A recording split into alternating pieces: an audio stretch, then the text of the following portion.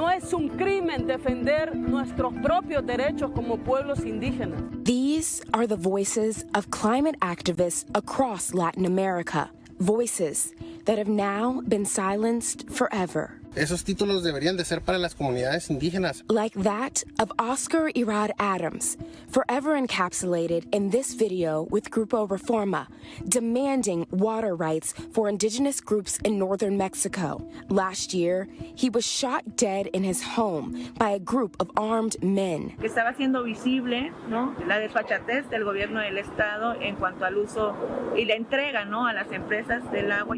Adams is just one of more than 200 climate activists murdered in 2020, the deadliest year to date, according to a new report by nonprofit group Global Witness.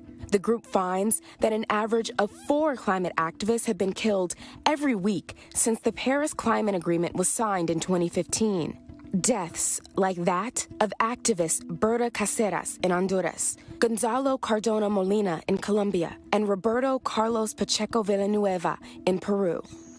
The majority of these attacks occurring in regions with some of the most lush and diverse landscapes, often threatened by exploitation. About 30% of the killings can be linked back to these climate-wrecking, heavily polluting industries.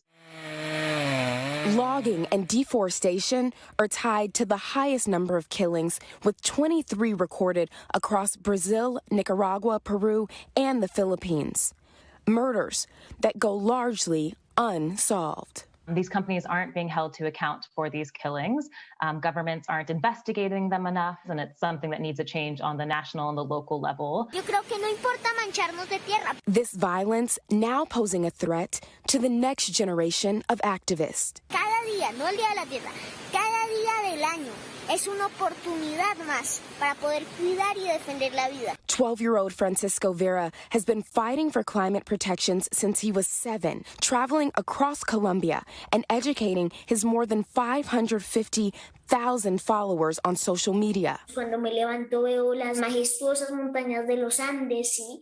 Y eso es algo espectacular, sí, que yo creo que en el planeta es único en el universo y que hay que cuidar. This year, Francisco began receiving death threats on Twitter, threats that are all too real in Colombia, the world leader in the number of murdered environmental activists. Ser activista ambiental es como hacer un deporte extremo. Hablo de tal cosa del medio ambiente y ya directamente la gente empieza con amenazas. Francisco and his family have now left Colombia. He continues to spread his message online as calls to protect both the climate and its activists grow. All right, NBC News Now correspondent Priscilla Thompson joins us now. So I got to ask you about Francisco, who we just saw in your story there. 12 years old. Is he doing okay?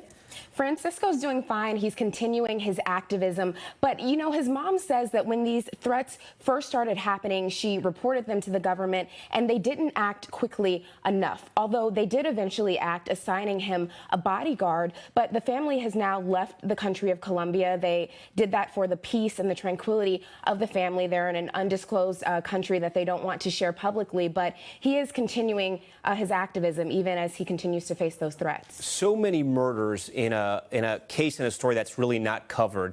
And you have to imagine that this activism is done in very remote places of the world. Is there any way to protect these activists? Right. So advocates say that governments need to do more to investigate these crimes and actually track down the people responsible, but that also there needs to be legislation passed to ensure that these supply chains are free of environmental and human rights offenses like these murders that we're talking about. And the activists say this isn't just a local or even regional conversation, but it needs to be a global conversation when we're talking about climate change. All right, Priscilla Thompson tonight, shining a light on a story we don't hear about enough. Thanks so much for that, Priscilla. Thanks for watching our YouTube channel. Follow today's top stories and breaking news by downloading the NBC News app.